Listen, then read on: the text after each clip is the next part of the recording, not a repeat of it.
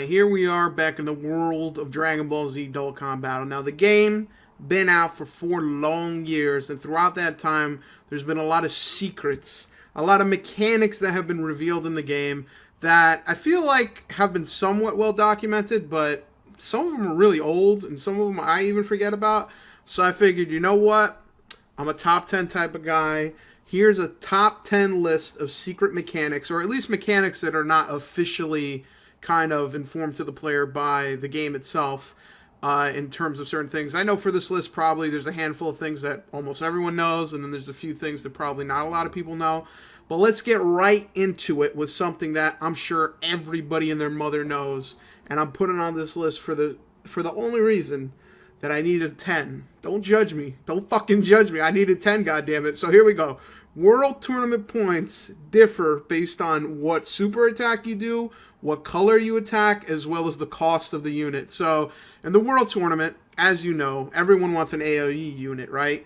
But say, for example, you're STR Broly and you do a super attack on a mono AGL team, you're getting dog shit points. You're not going to get as many points as if you did a super attack with, like, say, Majin Vegeta and killed everyone. Another thing to mention is that not only in terms of the point system, in terms of color, but again, if you do a super attack, that's better than just doing a regular kill. And it's also in terms of the units you kill. So LR units would give you the most points, whereas shitty N units, and believe me, I know this because some sickos out there like to put Cybermans on their team, give you dog shit points. So when it comes to those things, it's good to keep in mind that if you have an, you know, for example, if you're lucky enough to have Phi-Cell on rotation and there's a million AGL units, you should use his AoE as opposed to STR Broly because you're going to end up getting more points with the Cell than you would do with the Broly. So again, I feel like a lot of people know this. I don't know if it's really advertised in the game. I mean, granted, I don't read anything, but I think you didn't know about it, all right? Pretend like you didn't know about this. So let's go ahead to the next one.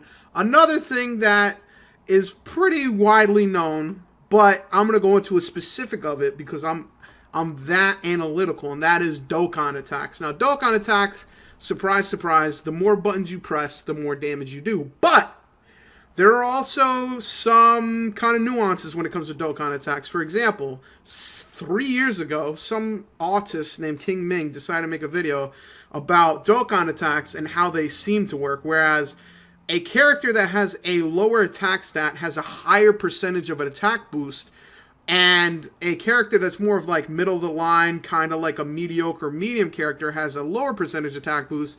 But then it seems like when you get onto the right side of the spectrum with characters that do a lot more damage, at the time 100k or more was a lot more damage, they have a higher percentage boost. Maybe I'll try to recreate this video 3 years after the fact. But the point I'm trying to make is when it comes to Dokkan Attacks, what character you use to do a Dokkan Attack matters. Obviously, you want to use the strongest character, but if for some odd reason you have a kind of a more of a lower end character and you have a stronger character, you may want to leverage that if it comes to like defense, so it's not the end of the world. You have such a high percentage boost on that lower attack character that you actually end up doing okay damage. And also, it is fair to note that when it comes to Dokkan Attacks, the number of buttons you press actually makes a difference in terms of kind of steps. I mean, if you want to watch that video, there's more information there. I don't know why I made that video so autistic, but it basically explains that once you do if you just click one button press, it'll be a pretty large, significant percentage boost. If you do 2 button presses, it's kind of like whatever. It does a light percentage boost. If you do 3 button pushes, then that's a big thing. So the difference between pushing 3 buttons and 4 buttons aren't huge, but the difference between pushing 1 and 3 are kind of significant. Like I said, it's autistic. It is what it is. So for the next one, on to the next one.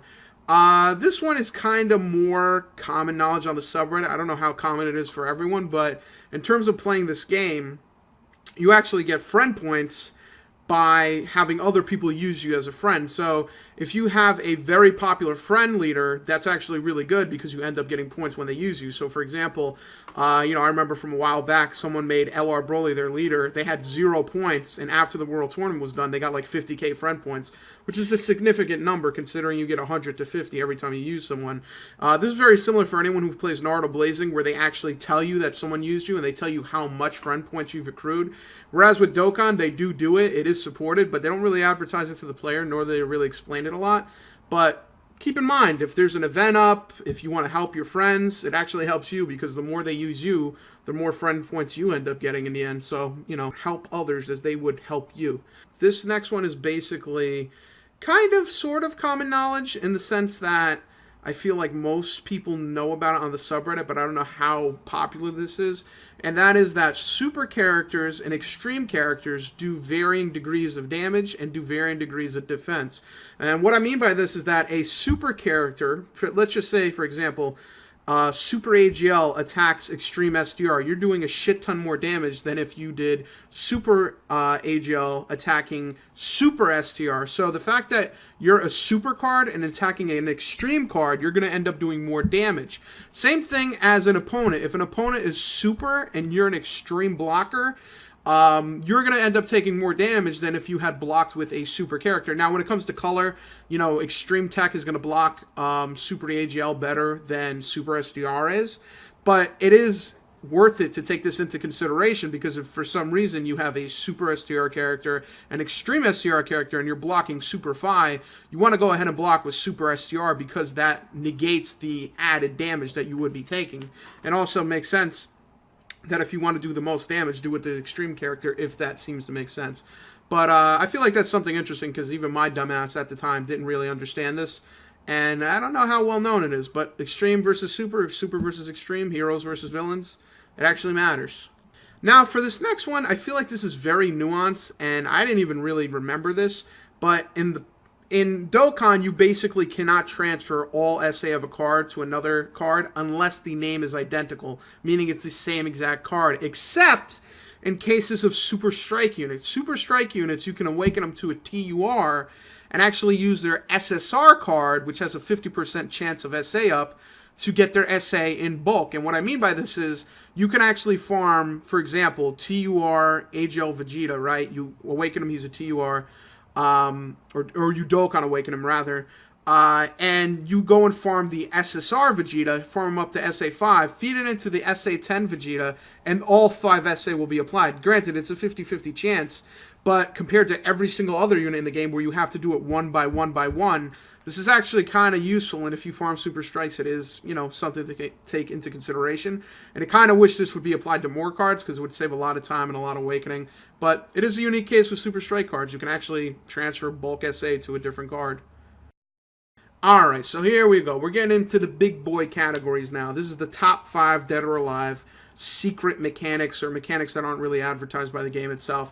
Now, this first one is somewhat known, I would say. I mean, damage output is basically random in this game. You may or may not get a little more damage or a little less damage, but it's actually kind of good to keep this in mind in cases where you may be really close to some threshold or really close to beating a boss, where you may be able to reset the app, come back in, and you might actually win. I mean, as an example here, I provided someone on Reddit recently posted that they actually were doing the punching bag event, and with Super Saiyan 3 Goku, they almost got the 999. They ended up quitting the app, coming back in, and they got the 999. So it is somewhat significant in terms of damage, so if you ever seem like you're literally 1 HP away from beating a boss, it may be worth it to, roll the dice one time and see if you can beat him with an app reset. Alright, so for this next one, I feel like this is somewhat common knowledge in terms that a character with more defense will heal more HP using the same colored orb. So if you have someone like TUR AGL Vegeta, right, Super Saiyan 4 Vegeta, he has defense up more than, let's just say AGL SSBK Goku.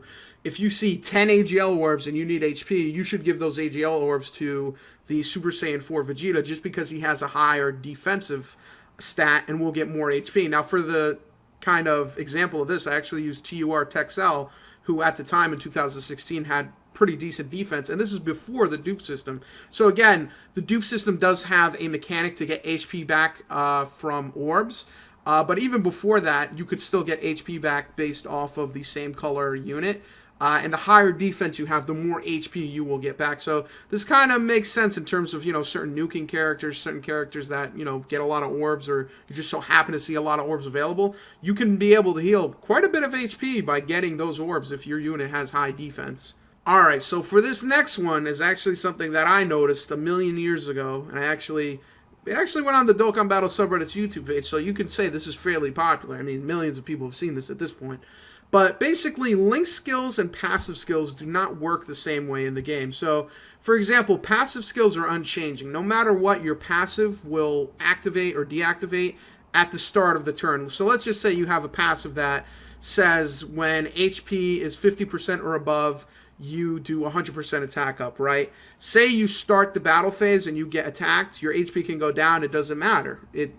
You still have your attack stat up. That's the same way as, say if your HP was less than 50% and then during the turn you use a sensu bean to get your HP up, your passive still doesn't activate. It goes based off of the start of the turn. Now, link skills are a little bit different. Link skills are kind of half dynamic, and the reason why I say half dynamic is because, as you can see from this footage here, this is from, again, ages ago, we have big bad bosses active, right, during the turn.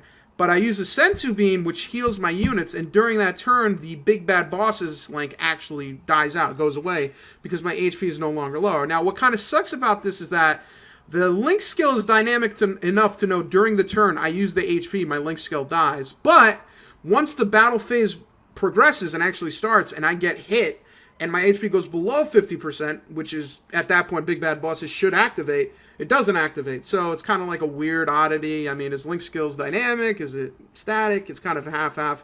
Either way, it usually fucks me over, so that's the only thing that matters. Okay, so for this one, this has to do with turn-based units. You know, for example, people like Super Saiyan 3, STR Vegeta, and Super Saiyan 3 AGL Goku that have kind of 7-turn passive activation.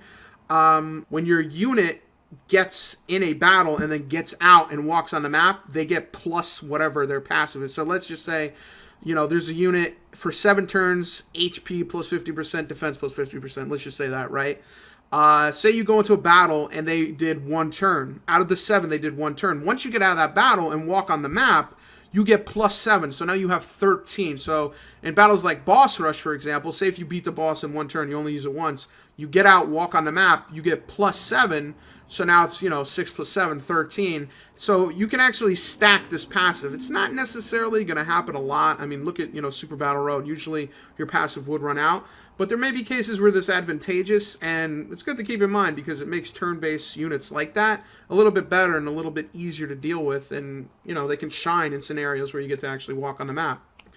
Alright, so for this next one, this is the #1 super secret mechanic. I'll actually say this is probably the most secretive mechanic, just because it's kind of really hard to notice, and it wasn't even until people actually took notice of this that people tried to kind of capture it, and that would be soft criticals in the game. So, obviously with the introduction of the dupe system, you can get critical attacks, which basically does, you know, close to double the amount of damage that you usually do. But there's actually some concept of a soft critical in the game that's been there for a while. And basically, it's the same thing as a critical where you kind of do double the amount of damage, but you don't have a critical animation or, you know, any demarcation to know that it's critical, other than the fact that you do a lot more damage. Now, this is very hard to notice.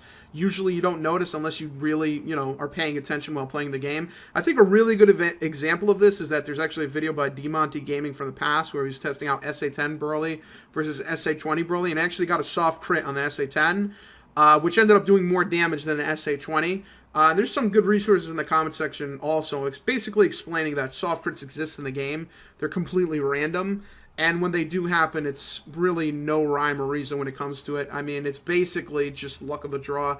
I mean, granted, it's pretty cool when it happens, but there's also, like, no information in regards to it. Is it just some hiccup that is a side effect of something? Is it an actual game mechanic? Is there any way to, you know, basically measure how probabilistic or how likely is it to happen? No one really knows, but it is kind of an interesting thing to see that there's a soft critical in the game.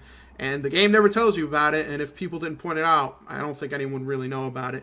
So I think those are the top 10 secret mechanics in the game.